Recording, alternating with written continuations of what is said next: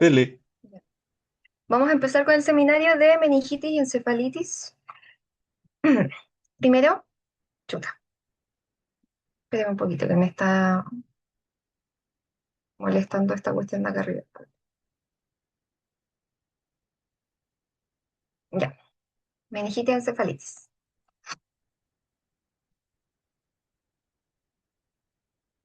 Primero vamos a empezar con la tabla de contenidos, conceptos generales, primero meningitis y luego encefalitis. Las diferentes, cada una con su epidemiología, fisiopatología, manifestaciones clínicas, plan diagnóstico y plan terapéutico. Primero, como conceptos generales, añadimos unas definiciones sindromáticas. Entre estas tenemos que cuando se nos va a presentar un paciente va a ser a través de diferentes síndromes que vamos a tener que diferenciar entre si la causa etiológica es o no una meningitis o una encefalitis. Se nos puede presentar como un paciente séptico que venga nada más con quiebre o compromiso del estado general, un síndrome encefálico que haría pensar más en una encefalitis con convulsiones, trastorno de conciencia, signos focales, un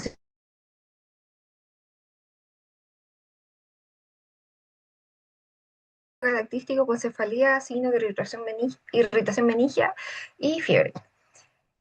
Tenemos que el síndrome meningio tiene causas que pueden ser difusas o localizadas. Entre las difusas tenemos causas metabólicas, causas como hemorragia subaracnoidea, donde la causa en sí que está irritando las meninges pues, no está localizada solo en un punto, sino a través de todas las meninges en sí, también como la encefalitis autoinmune, entre otras.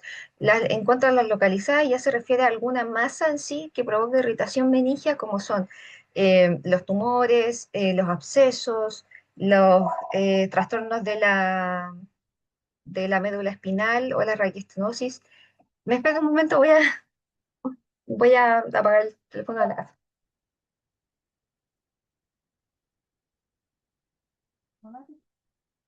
En general de un síndrome meningio, de cefalea, rigidez de nuca, fiebre, que estas se encuentran las tres juntas solo en un 44% de los casos.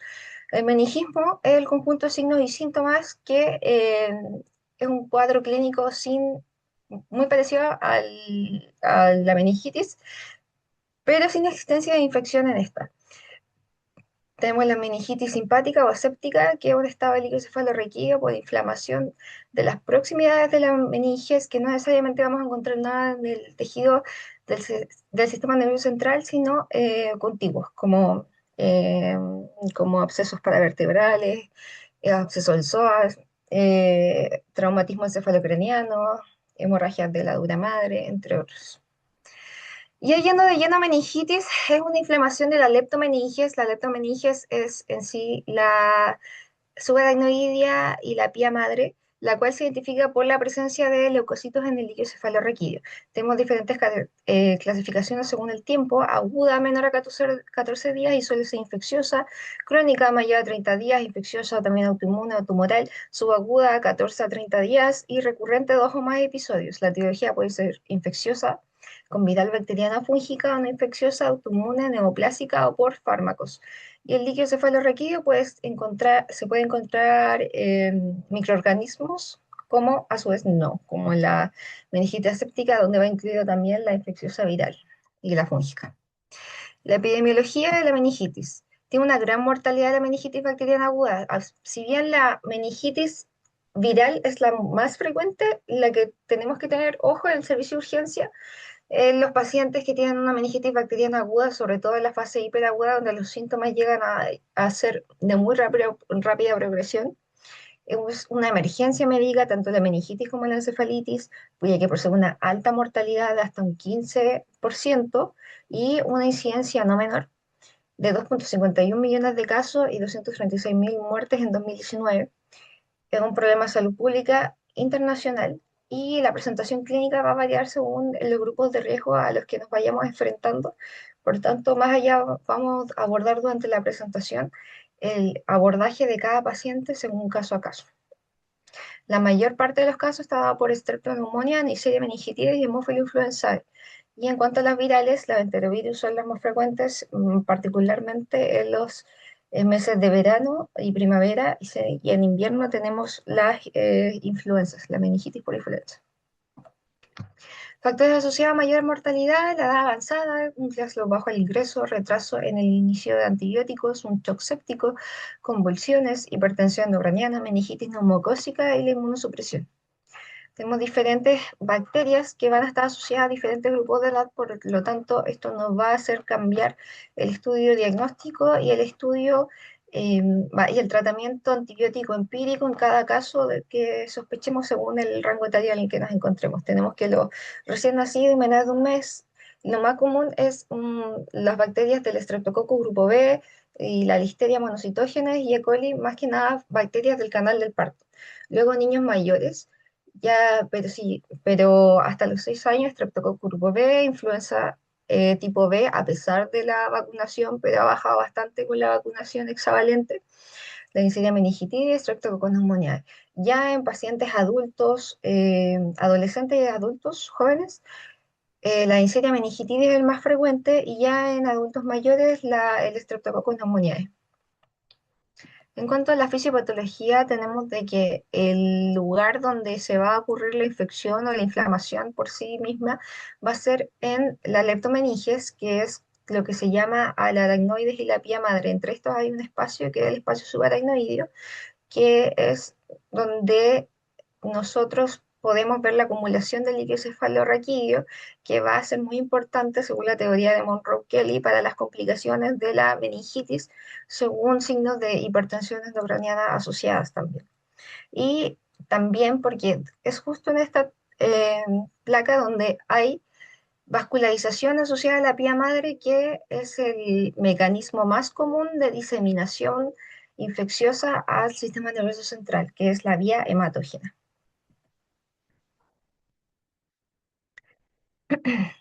No olvidar también de que otro proceso por el que ocurre también la diseminación de los procesos infecciosos es a través de los mismos nervios, sobre todo por los virus que colonizan los nervios periféricos y logran llegar de esta manera al sistema nervioso central.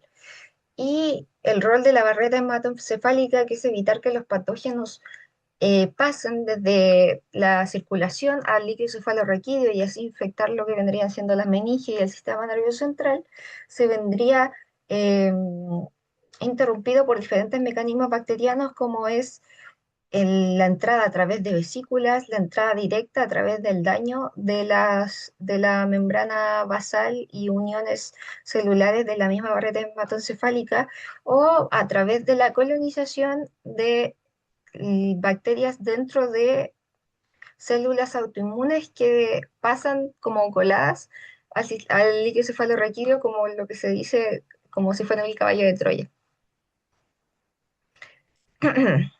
Un poco más de las vías de entrada es la directa, donde toma su rol más los traumatismos, los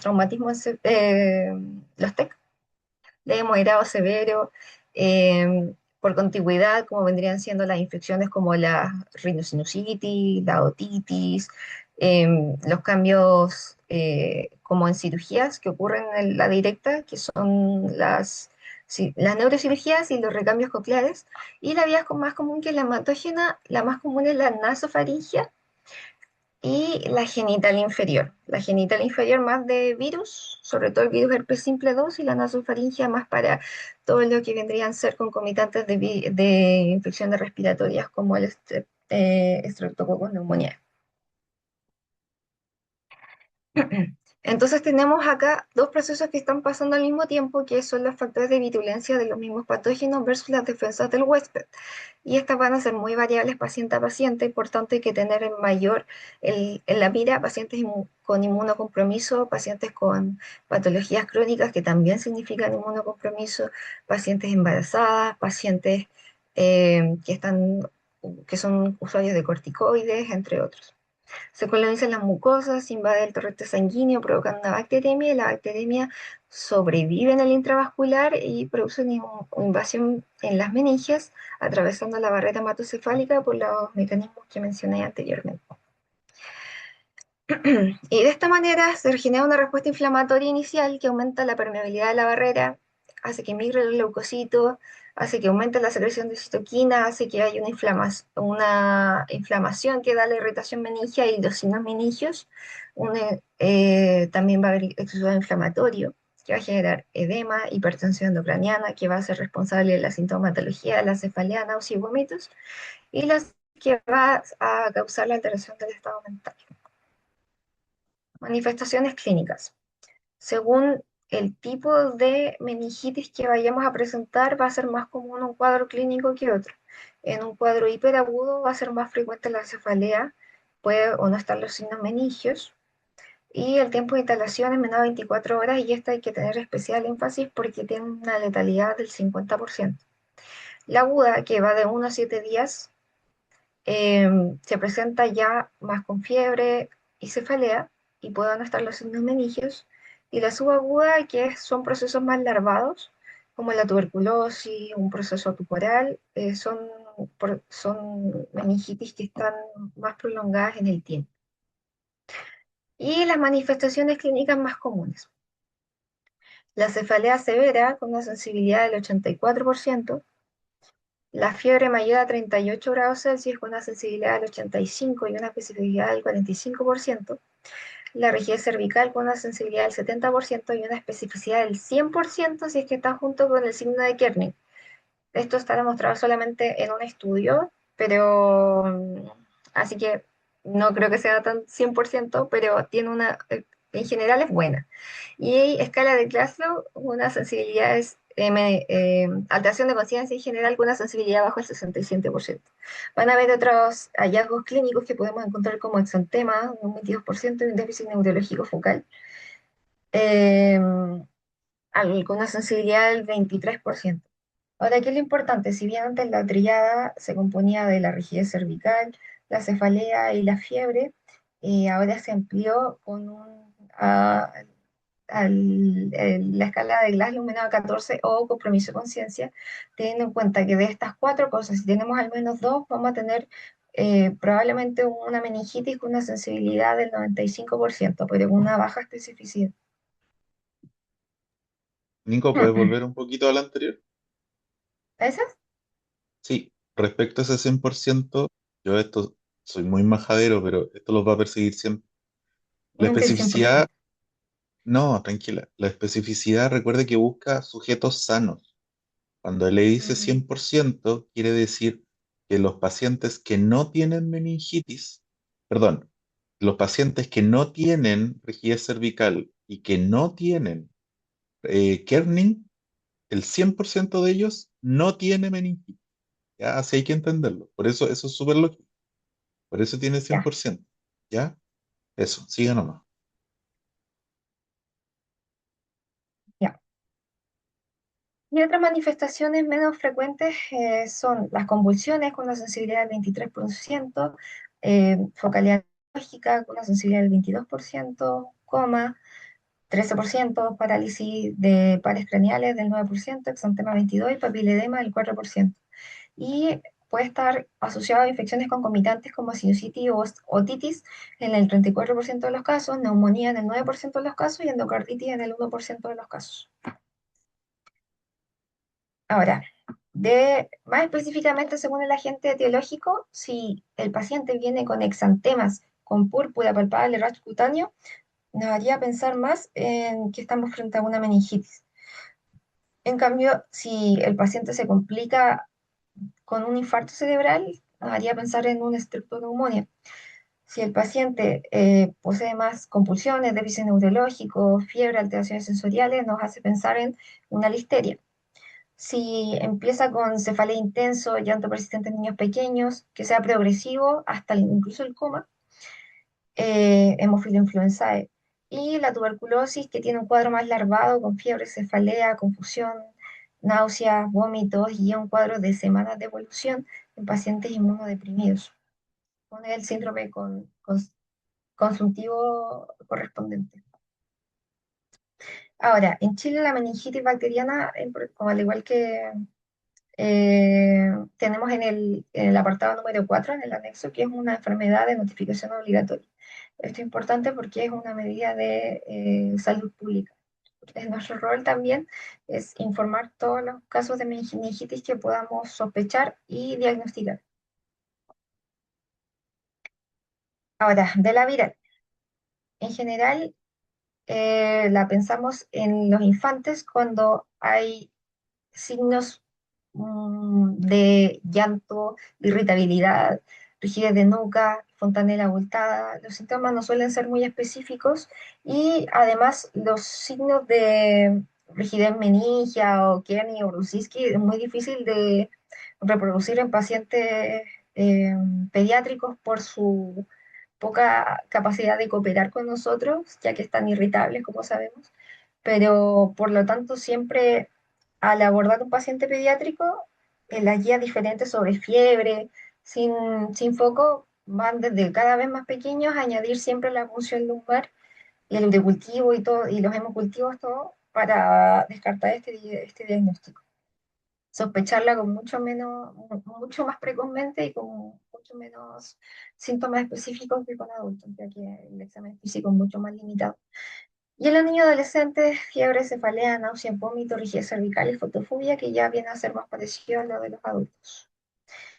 Y ahora, según agente etiológico, lo mismo. Conjuntivitis, faringitis, erupción cutánea, herpangina, enfermedad mano, pie, mano, boca, es más frecuente.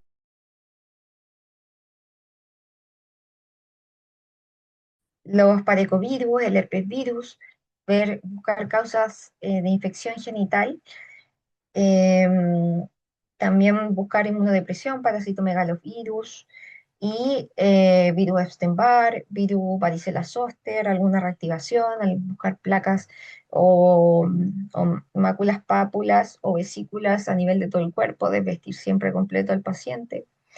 Y entre estos otros virus más raros según localizaciones endémicas como las meningitis virales por Zika, por rabia, el COVID, que ya no lo vemos tanto gracias a la vacunación, pero igual es posible, cocos, citomegalovirus, entre otros. Plan diagnóstico. Frente a una sospecha diagnóstica, siempre hay que hacer toda la anamnesis y examen físico acucioso para ver cómo vamos a abordar nuestro plan diagnóstico.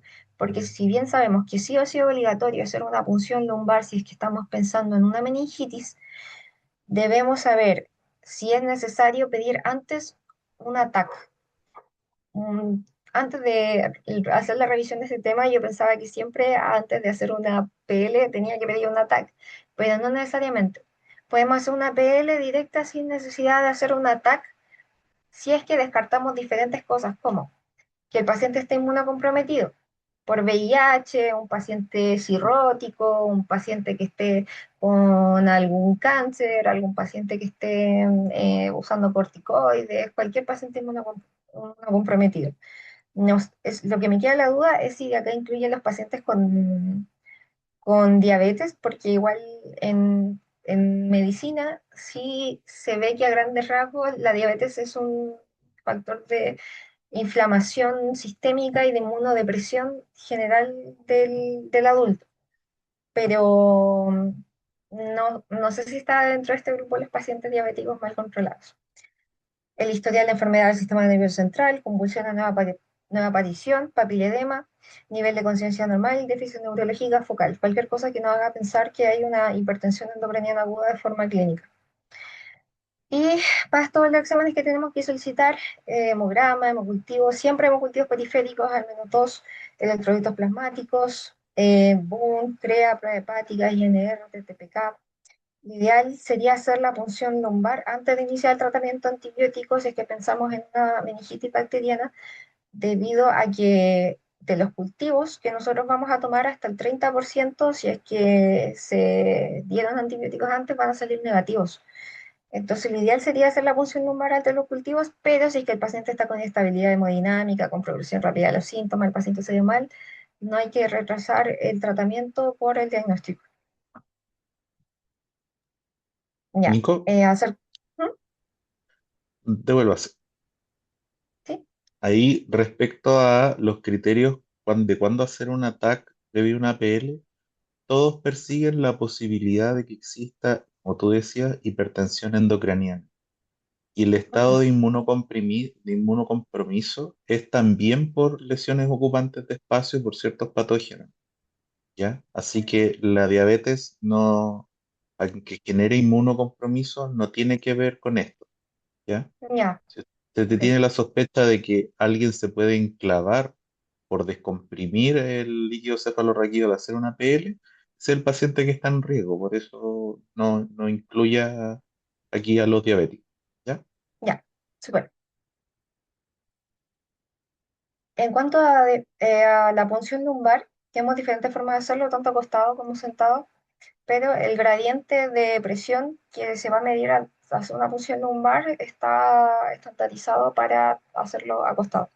Se realiza a nivel de L3, L4 debajo porque la médula espinal termina a nivel de L1 y tener en cuenta también las contraindicaciones y las complicaciones. En cuanto a las complicaciones, cefalea posfuncional, náuseas, rigidez de cuello, visión borrosa, fotofobia, acúfenos, dolor lumbar, radicular, infecciones secundarias al procedimiento. Por tanto, siempre con una técnica séptica, todos vestidos con mascarilla, todos los elementos de protección personal, con guantes estériles y también puede provocar hemorragia subdural y herniación cerebral. Contraindicaciones, presencia de lesión intracraneal por la posibilidad de la herniación cerebral, sospecha de hipertensión endocraniana, sospecha alguna de neoplasia intrarraquídea o edema medular, trombocitopenia grave bajo 20.000 o tiempo de prolongida bajo 50%. Y de las absolutas, infección de la piel o sitio de punción o sospecha de absceso epidural espinal. Las anteriores eran más relativas. Los, ahora, lo que vamos a obtener en primera instancia igual nos habla mucho de lo que podría estar pasando con el paciente en este momento. Tenemos en el número uno un líquido cefalorraquídeo normal que se ve como agua de roca. En la segunda foto, un líquido opalescente que nos podría indicar alguna infección más de tipo viral. En el 3 que se dice purulento, incluso como pisco sour, es más de una infección bacteriana. La 4 aspecto citrito santocrómico, que puede estar secundario a un aumento de la celularidad secundaria a algún traumatismo reciente. Y en el 5 un líquido cefalorraquídeo aspecto hemático, posiblemente por alguna hemorragia subaracnoidea. Importante. Tenemos los valores normales de celularidad, proteínas, glucosa y tinción de Gram y lo que vamos a esperar o lo que va a estar alterado según el cuadro al que nos estamos enfrentando. Una meningitis bacteriana va a tener una celularidad alta, de predominio de polimorfonucleares, proteínas altas.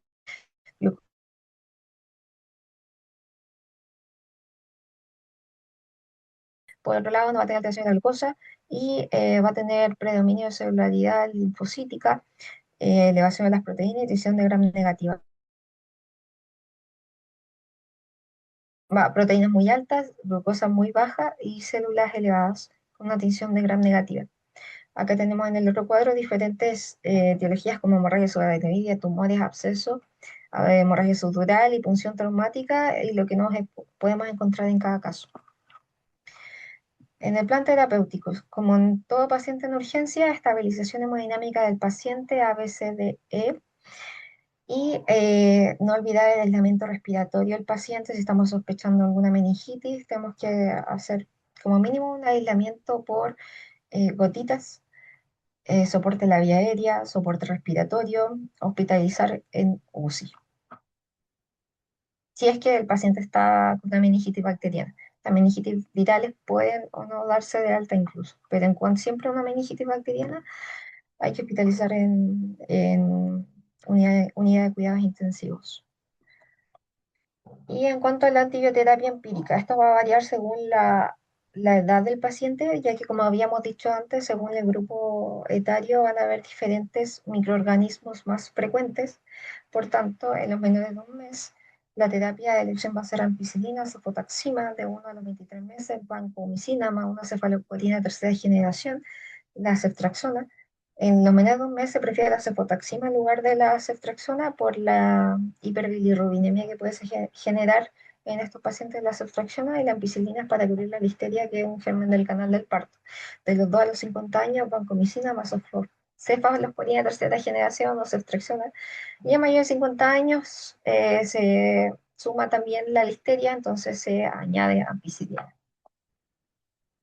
Las medidas de apoyo tenemos los corticoides de dexametasona 10 miligramos de cada 6 horas por 4 días, ya que disminuye la mortalidad y pérdida de audición y otras secuelas neurológicas, y estas se tienen que dar siempre de forma precoz, con un 10 a 20 minutos antes de la primera dosis de antibiótico o con la primera dosis de antibiótico, ya que el antibiótico va a producir lisis del microorganismo que va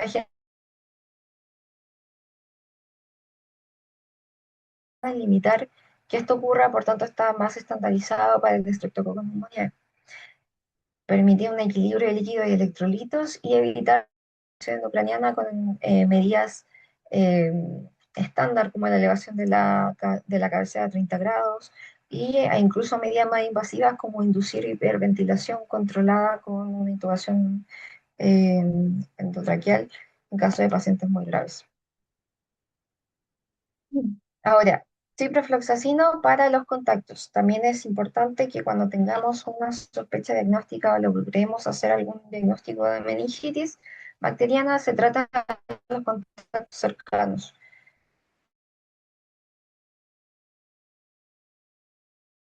Por tanto, si tenemos un paciente que se le diagnosticó una meningitis que estuvo más de 8 horas en el mismo sector con el resto de pacientes, sería adecuado al resto de pacientes también darle una monodosis de ciprofloxacino 500 miligramos billoral. No olvidar la importancia del plan de vacunación, sobre todo para pacientes pediátricos, que incluye la vacunación contra la tuberculosis, la vacuna hexavalente, la meningocócica conjugada. Y para personas mayores de 65 años o más, la neumocócica polisacárida, la DTP en las pacientes embarazadas y en nosotros que somos pacientes también de riesgo contra la influenza. Y ahora, si es que estamos sospechando una meningitis vírica, el tratamiento empírico es con aciclovir 10 miligramos por kilo de cada 8 horas, más tratamiento sintomático, analgésico, antipirético y antiemético. La mayoría de las personas con meningitis leve se recuperan en 7 a 10 días, incluso sin darles el aciclovir, si es meningitis leve. Sin embargo, el aciclovir sirve más para el virus herpes simple, a diferencia de otros antivirales que sirven para otros. Ya lo voy a incluir después. La encefalitis es la inflamación del parénquima cerebral por sí mismo causada generalmente por una infección viral o un proceso autoinmune. La infección viral es lo más común, pero el proceso autoinmune está cada vez tomando un rol mayor en el servicio de urgencia y en el servicio de neurología. Por tanto, hay que tener en cuenta también que las encefalitis pueden estar concomitantes con un cuadro de meningitis, con un cuadro de mielitis y con un cuadro de mieloradiculitis todo a la vez. La epidemiología tiene una incidencia 5 a 10 cada 100.000 habitantes al año. El virus herpes simple es la causa más frecuente de encefalitis viral aguda en climas templados. Y por virus herpes simple y virus herpes simple 2 corresponde al 55% de encefalitis virales esporádicas. Especial ojo con el enterovirus, el virus herpes simple y el virus varicela zoster. En cuanto a la fisiopatología, es muy parecida a la de la meningitis en cuanto a cuando ya está instaurada la infección, se genera inflamación con activación de citoquinas proinflamatorias, con reclutamiento de linfocitos TCD4,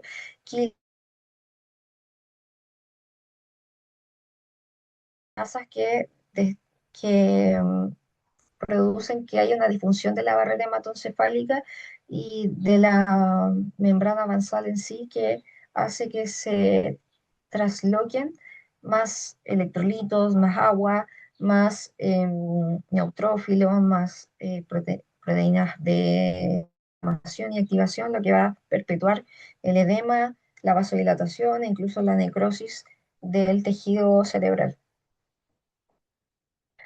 La neuroinflamación se refiere a lesiones primarias como abscesos, que son secundarias a disfunción neuronal y muerte, disfunción de los oligodendrocitos, transformación y destrucción de los astrocitos, necrosis ependimario, inflamación de las infiltraciones de células inflamatorias, granulomas infecciosos y vasculitis. Y lesiones secundarias, como habíamos dicho, el edema cerebral, las herniaciones producidas por la hipertensión ucraniana, la hidrocefalia,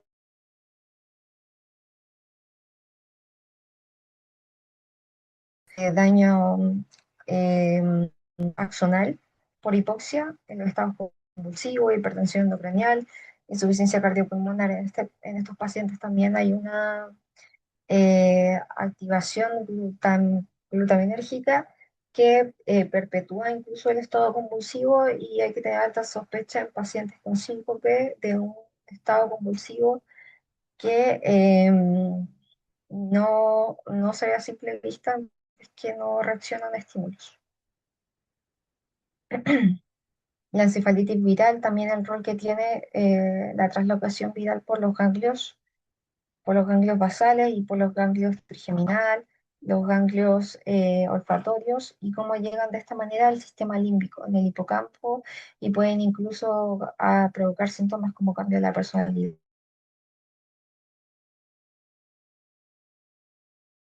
Un poco más de lo mismo, de cómo los virus muchas veces pueden permanecer latentes en partes del sistema nervioso central y en procesos de inmunodeficiencia, sobre todo en los pacientes con virus varicela zoster o herpes zóster.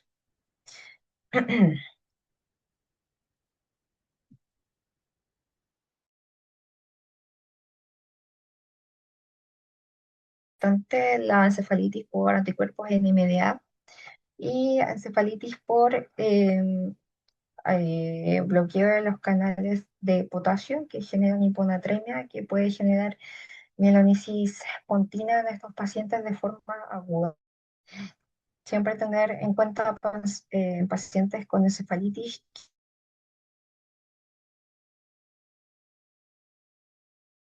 pacientes que tengan o, eh, tiroiditis de Hashimoto, o que tengan alguna otra enfermedad autoinmune, lupus, entre otros. Un poco más de encefalitis autoinmune, y en cuanto a las manifestaciones clínicas, ten en cuenta los síntomas de afectación encefálica, focales, cerebrales, fiebre, convulsiones, cambios en la personalidad, cambios en como ataxia, cambios que harían pensar mucho probablemente incluso en un accidente cerebrovascular, pero asociado como a un cuadro infeccioso. Por tanto, pues hay que estar pensando en siempre los diferenciales de que no siempre va a ser un accidente cerebral, o no siempre puede ser una encefalitis, sino que puede ser o la otra, o pueden ser las dos incluso al mismo tiempo. Ahora, clínica según la etiología. El virus herpes simple se suele preceder de un cuadro con un discreto trastorno de la conducta. Y el virus varicela zoster tiene un dolor radicular que precede a la aparición de unas vesículas cutáneas en dermatomas de 3 a 4 días. Los síntomas neurológicos aparecen después de la erupción cutánea. El citomegalovirus está en más pacientes inmunocomprometidos, sobre todo en pacientes VIH, con reporte de 4 menor a 50, pero en estos pacientes también hay que recordar el criptococo. Pero el citomegalovirus da clásicamente polirradiculitis y ventriculitis. Y el cuadro autoinmune es un cuadro subagudo crónico de alteración de la memoria y del estado mental, síntomas psiquiátricos, sin fiebre ni disminución de la conciencia. Por tanto, diagnosticar un cuadro de encefalitis autoinmune es un cuadro de difícil sospecha, y es más de especialista, la verdad, pero tener en cuenta que existe y es un diferencial si es que no logramos encontrar la etiología del cuadro al que nos estamos enfrentando. Encefalitis versus meningitis. La encefalitis va a tener alteración del estado mental. La meningitis no por sí sola, a menos que esté complicada con un cuadro déficit motor sensitivo, la encefalitis sí lo va a tener. La meningitis muy raro que lo tenga. Alteración de comportamiento sí es la encefalitis. La meningitis no suele ser. Cambio de personalidad en la encefalitis, trastornos del habla, convulsiones, suele ser más frecuente la encefalitis, a veces la meningitis. Y muchas veces si que encontramos que estos cuadros están presentes en la meningitis, tal vez no nos estamos enfrentando a una meningitis, sino a una meningoencefalitis. Plan diagnóstico. Los pilares fundamentales son siempre basarnos en la historia clínica, el examen físico, los laboratorios, la imagen, el líquido cefalorraquídeo y la PCR específica para virus específicos o lo que estemos sospechando según cada paciente. El laboratorio de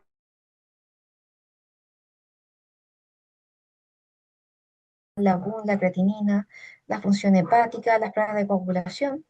Y en imagenología es obligatorio ante la sospecha de una encefalitis focalizada o difusa.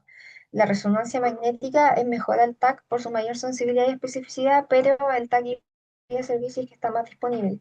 Sin embargo, la resonancia nuclear magnética va a tener diferentes patrones característicos por diferentes microorganismos asociados, como tenemos acá un cuadro más característico de el virus herpes simple, que tiene una señal característica en FLAIR y en difusión, que es más específico de los neuroradiólogos, pero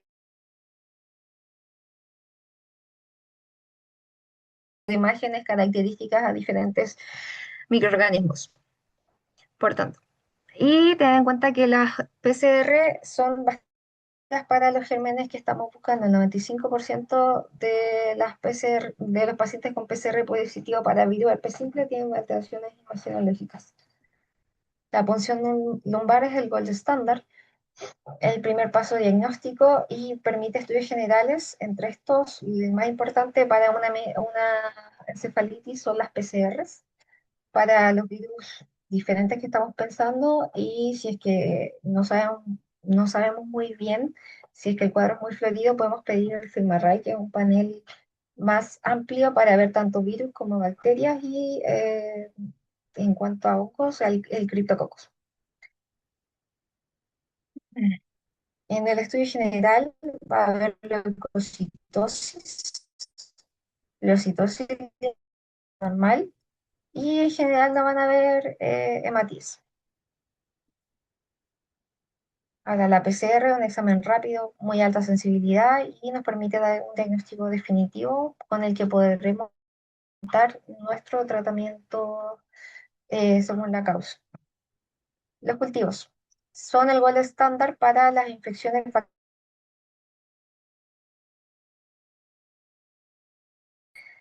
pero tiene un rendimiento tan solo 9% en encefalitis. Y el electroencefalograma es más que nada útil para cuando pensamos que los pacientes están no, no tónico-clónicos, con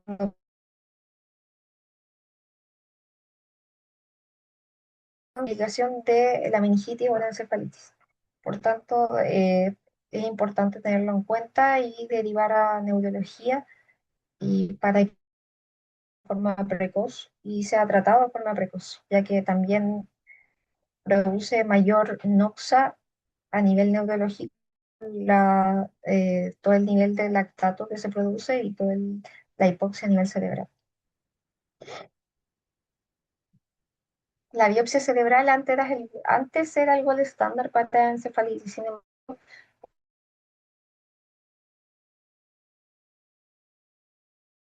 históricamente, pero ya no lo hacemos como nunca. Y en cuanto a diagnóstico diferencial, ten en cuenta la meningitis, los tumores cerebrales, los accidentes cerebrovasculares, hemorragia subaracnoidea, vasculitis, trastornos metabólicos.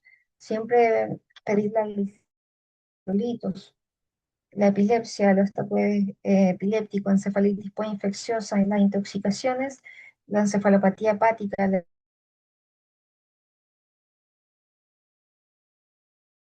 estado mental del paciente, que podrían hacernos pensar que probablemente esto sea una meningitis o una encefalitis, pero por siempre te hay que pedir toda la batería de exámenes para descartar otras causas. Y el plan terapéutico de encefalitis en contexto médico general y de urgencias, tenemos que siempre hay que estabilizar al paciente, de NUCI, aislar o no dependiendo de la etiología, tratar cada síndrome presente en cada patología, si es un síndrome para de esa forma evitar las complicaciones que se generan de la infección asociada. Sedación en caso de ser necesario, sobre todo en pacientes con estatus convulsivo, anticonvulsivantes. En general no son profilácticos, sino de tratamiento secundario a alguna noxa. La corticoterapia no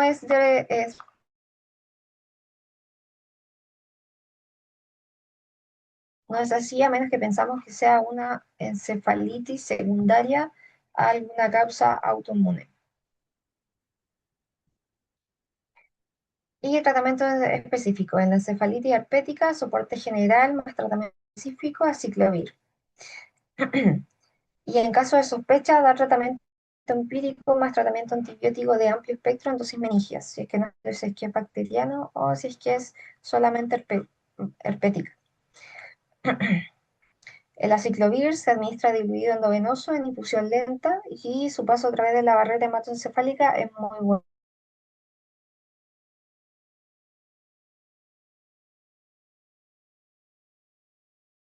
Con, aumentando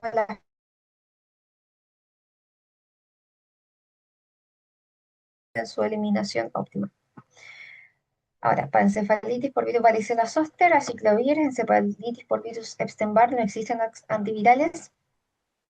En algunas fuentes se da aciclovir, corticoides, IgG endovenoso, plasmafleresis, encefalitis por citomegalovirus, el ganciclovir, y luego continuar con dosis de mantención o valganciclovir por virus herpes 6, ganciclovir y foscarnet por enterovirus. No hay tratamiento específico. En encefalitis inmunomediada se sospecha iniciar con corticoides, inmunoglobulinas y plasmafleresis.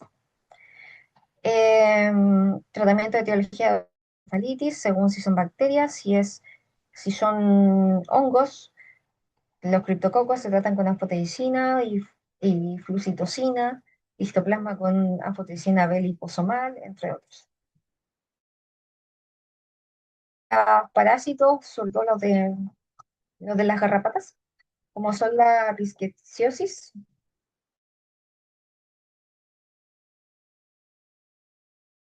para la encefalitis por Treponema pallidum, penicilina G.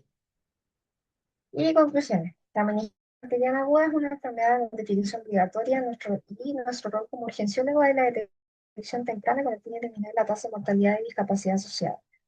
En especial énfasis en la anamnesis y examen físico, no olvidar las inmunizaciones. La meningitis es frecuentemente producida por bacterias, mientras que la encefalitis es más frecuente de etiología viral. Medida diagnóstica y individualizada en cada paciente, siempre tener en cuenta diagnósticos diferenciales y no olvidar las medidas de salud pública como tratamiento a contacto, inmunizaciones, aislamientos correspondientes,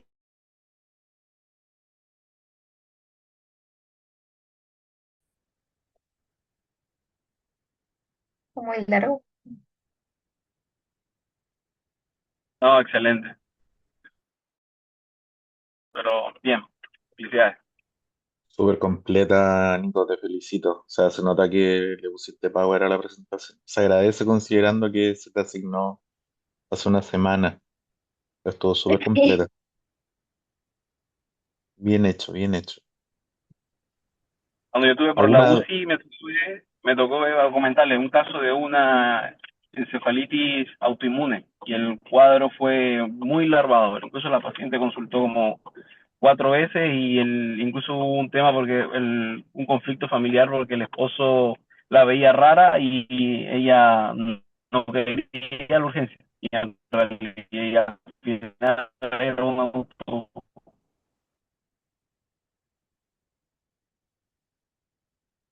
La encefalitis autoinmune como que leía la clínica y decía, esto puede ser cualquier cosa.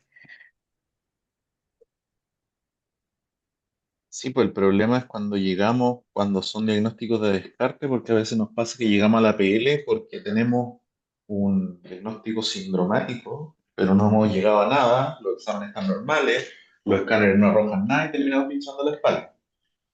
Pero yo creo que lo más importante es que cuando pensamos que hay sospechas fundadas de que esto es una meningitis, hay que partir con el tratamiento empírico, no. Mm. ¿Te escucha? Sí, Ya. Oye, Nico, en lo concreto, ¿cuándo pensáis que aquí hay una encefalitis y no es solo una meningitis? cuando hay focalidad neurológica, cuando hay ¿Ya? trastorno de la conducta, cuando hay alteraciones del lenguaje, em, también cuando no hay signos meningios y, y la fiebre es más larvada y un cuadro no tan agudo, así como que el paciente no se ve así como tan séptico como esperaría en una meningitis. Va, sí, bueno, una meningitis. Sí, Hay algo, una, o sea, súper bien. Y lo otro que yo agregaría es que si el paciente convulsiona. Si esto está en el track de una mm, posible meningitis y el paciente convulsiona, cagó, meningoencefalitis.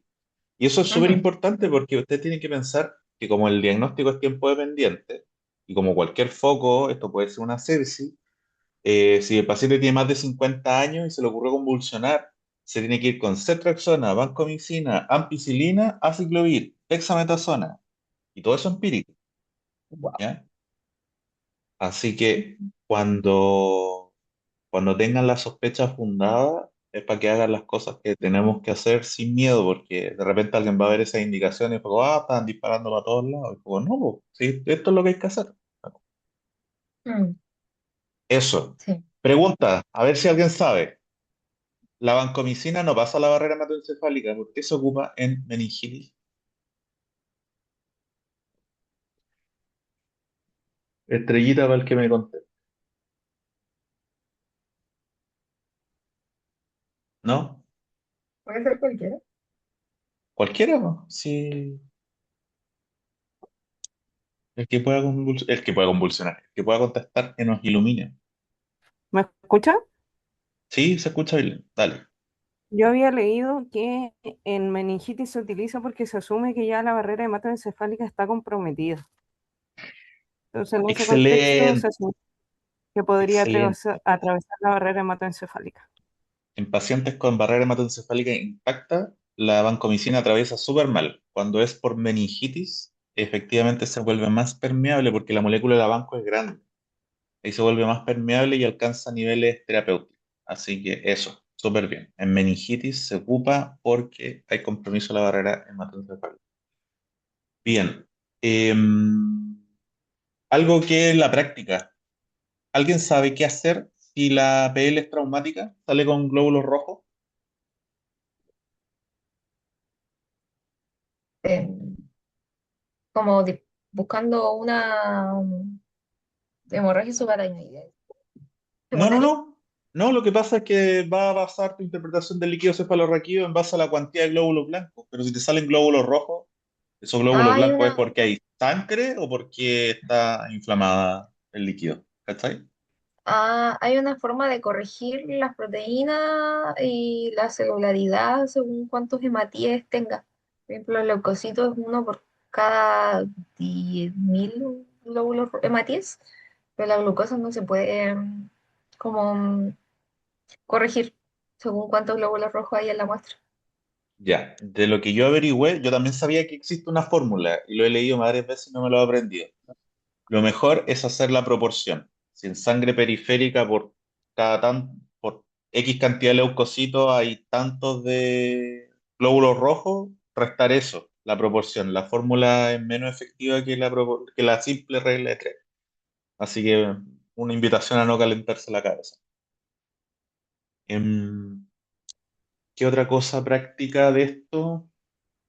Em, la encefalitis, como dijo la Nicole, como cursan con alteración del comportamiento, cualquier joven que debuta con patología psiquiátrica, agitación psicomotora, conducta aberrante, frontalización, y es primer episodio, así como hoy mi hija era súper normal hasta que hoy hay que hacerle PL, ¿ya? Yo creo que ese es el mensaje.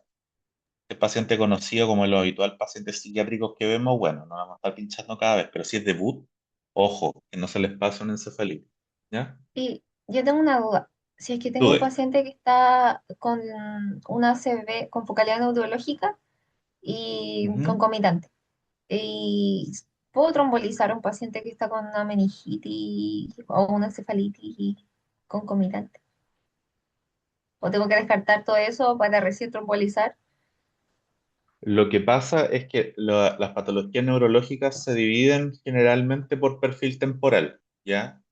El Ujú. inicio, la focalidad neurológica que va a tener un paciente por una encefalitis no se va a presentar con la ictalidad de un perfil vascular, ¿ya? O sea, el Ya. paciente que está comiendo y se le cayó el brazo, se le enchocó la cara, ese es una CB hasta demostrar lo contrario. Nadie va a hacerle una PL para descartar que Ujú. no sea una encefalitis. Pero si es un cuadro larvado que tiene más síntomas y no es solo la focalidad, ahí, ojo, uno no se iría por la línea de la CD, ¿ya? Ya. Como que en el contexto la encefalitis la focalidad va a ser un elemento más, entre otras cosas, ¿ya? Y lo otro, que Ya. tenga, que la focalidad siga un perfil vascular igual raro, igual raro, ¿ya? Eh, no me ha tocado ver, no soy el más experto, pero yo me guiaría por otros síntomas y perfil temporal de aparición de los síntomas.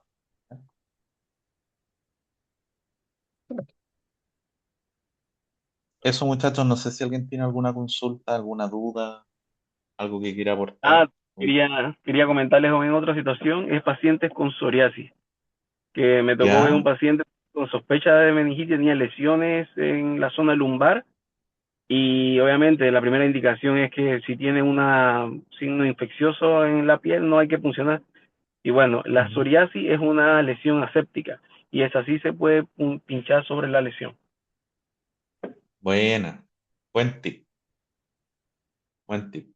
Lo otro que yo agregaría a eso, que piensen que, así como si esto es un poco más de sepsis, los cultivos, ojalá lo antes posible, pero no retrasar el inicio de antibióticos, considerando que la mayor parte de los diagnósticos se hacen por biología molecular. Los antibióticos no bajan el rendimiento de una PCR en tiempo real. Sí, de los cultivos tal vez, y aún así hay un margen de tiempo. Así que partan los antibióticos y los antivirales tranquilos y si hacen la PL después, bueno, es el menor de los males. Pero no afecta tanto la sensibilidad porque no desaparece el material genético, si eso es independiente de que la bacteria esté rota o esté íntegra. ¿Ya? Eso. Ya, muchachos, muchas gracias, Nicole, por tu presentación. Repito, súper buena, súper completa. Gracias al resto por los aportes, los comentarios de César, súper atingentes. Eso, nos estamos viendo, chiquillos. Muchas gracias. Vale, chao. Chao.